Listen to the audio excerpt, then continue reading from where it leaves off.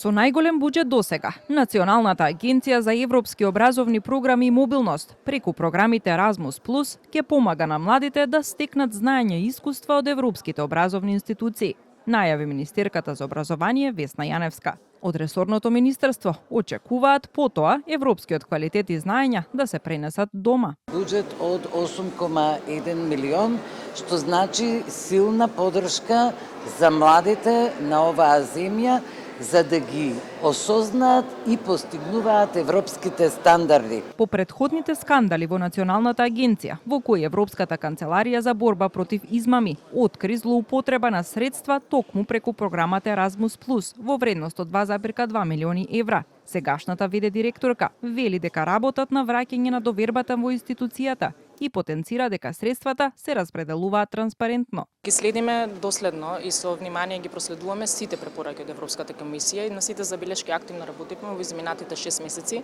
Најнапред треба да ги подобриме процесите во институцијата, тоа и го правиме успешно, што не идуваме на поздравување од Европската комисија. Од Националната агенција посочуваат дека интересот кај младите за посета на европските образовни институции е голем, додека премиерот Мицкоски им порача дека е добро да се учествува, но потоа младите треба да се вратат дома со мотивација, новостекнатите искуства и знаења да ги применат во државата.